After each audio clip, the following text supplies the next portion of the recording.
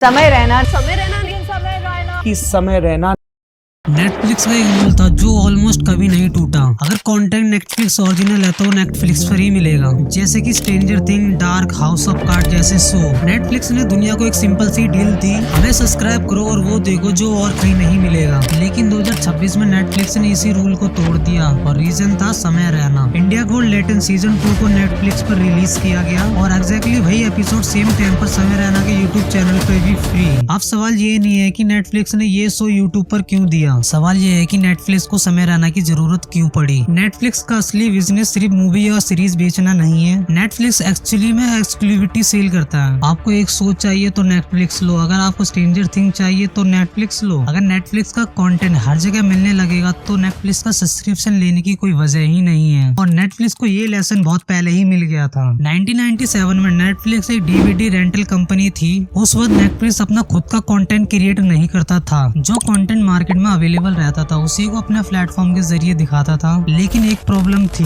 Licence content permanent कभी तुम्हारा नहीं होता। नेटफ्लिक्स ने फ्रेंड जैसे शो के लिए $100 of million स्पेंड किए, लेकिन जब स्टूडियो ने अपना स्ट्रीमिंग प्लेटफॉर्म लॉन्च करने शुरू किए उन्होंने अपना कंटेंट वापस लेना स्टार्ट कर दिया। जैसे फ्रेंड गया, द ऑफिस गया, साउथ पार्क जैसे शो के right platform to platform move कर दिए। नेटफ्लिक्स को एक ब्रूटल रियलिटी समझ आ गई, अगर तुम दूसरे क्रिएटर का कंटेंट रेंट करोगे तो एक दिन वही कंटेंट कोई और तुमसे छीन लेगा। इसलिए नेटफ्लिक्स ने स्ट्रेटेजी बदल दी। कंटेंट खरीदने से बेटर है कि खुद ही कंटेंट बनाने लगो। फिर आए house of cards, stranger thing, the crown, dark जैसे शो द नेटफ्लिक्स ओरिजिनल पर। अब नेटफ्लिक्स के पास एक वेपन था जो कॉम्पिटिटर कभी उसे कॉपी नहीं कर सकता था, एक्सक्लूसिविटी। नेटफ्लिक्स ने billions of dollar original content में इन्वेस्ट किए। लॉजिक सिंपल था, क्रिएटर नेटफ्लिक्स पर आएंगे, कंटेंट नेटफ्लिक्स पर डालेंगे और ऑडियंस भी नेटफ्लिक्स पर ही आएगी। प्लेटफॉर्म के पास कंटेंट, कंटेंट के पास ऑडियंस, ऑडियंस के पास सब्सक्रिप्शन। ये मॉडल सालों तक काम करता आ रहा है।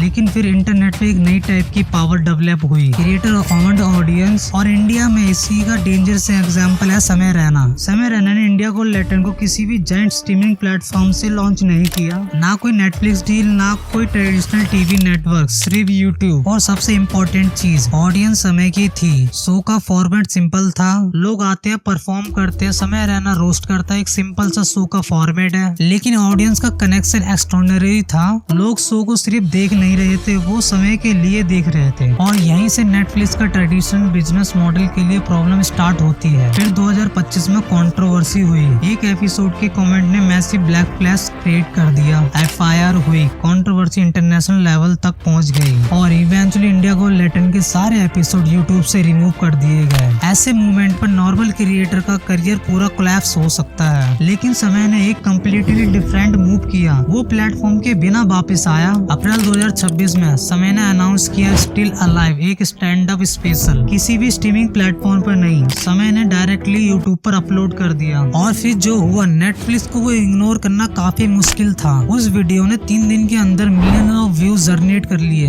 एक मैसेज क्लियर था, समय को ऑडियंस तक पहुंचने के लिए नेटफ्लिक्स की जरूरत नहीं थी, बल्कि नेटफ्लिक्स को इंटरेस्ट था समय की ऑडियंस तक पहुंचने में। और यही पावर इक्वेशन रिवर्स हो गई। नॉर्मली नेटफ्लिक्स क्रिएटर को ऑडियंस देता है, लेकिन समय के केस में क्रिएटर ऑलरेडी ऑडियंस लेकर आया था और वो ऑडियंस व्यूज की नहीं थी, वो सिर्फ यूट्यूब मेंबरशिप पे करने वाली ऑडियंस थी। और कंट्रोवर्सी के बाद ही वो समय के साथ खड़ी रही थी। मतलब कि समय के पास वो चीज थी जो Netflix billions of dollar spend करके भी डायरेक्टली मैन्युफैक्चर नहीं कर सकता था, ट्रस्ट। और इसी वजह से इंडिया गोल्ड लेटेंट सीजन 2 का डिस्ट्रीब्यूशन मॉडल इंटरेस्टिंग है। शो यूट्यूब पर भी है और नेटफ्लिक्स पर भी है, वो भी फ्री। तो फिर सवाल ये है कि अगर समय का कंटेंट यूट्यूब पे फ्री में मिल रहा है तो नेटफ्लिक्स को अपकमिंग स्पेशल के लिए पैसे पे क्यों करें। एक्चुअली में ये कोई कंडीशन नहीं, एक फ्यूनल है। यूट्यूब यहाँ एक एंट्री पॉइंट का काम करता है। लोग फ्री में शो देखते हैं, समय की ऑडियंस, समय की एग्जिस्टिंग ऑडियंस कनेक्ट होती है और नेटफ्लिक्स को एक नई ऑडियंस मिल जाती है। अब अगर व्यूवर में थोड़ी थोड़े से भी लोग नेटफ्लिक्स का एक्सक्लूसिव कंटेंट देखने के लिए सब्सक्राइब कर लेती है तो नेटफ्लिक्स के लिए ये डील प्रॉफिटेबल हो सकती है। और नेटफ्लिक्स की सबसे इम्पोर्टेंट टारगेट ऑडियंस जेनजी है, क्योंकि जेनजी नेटफ्लिक्स पर कम यूट्यूब क्रिएटर के साथ ज्यादा टाइम स्पेंड करती है। यही ऑडियंस क्रिएटर को फॉलो करती है और मेंबरशिप के लिए पे करती है और कई बार प्लेटफॉर्म से ज्यादा क्रिएटर को इम्पोर्टेंस देती है। इसलिए नेटफ्लिक्स के लिए समय सिर्फ एक कॉमेडियन नहीं, वो ऑडियंस के पास पहुंचने का एक शॉर्टकट है। वो एक कम्युनिटी है जो जेन जी के साथ रिलेवेंट कनेक्ट करती है।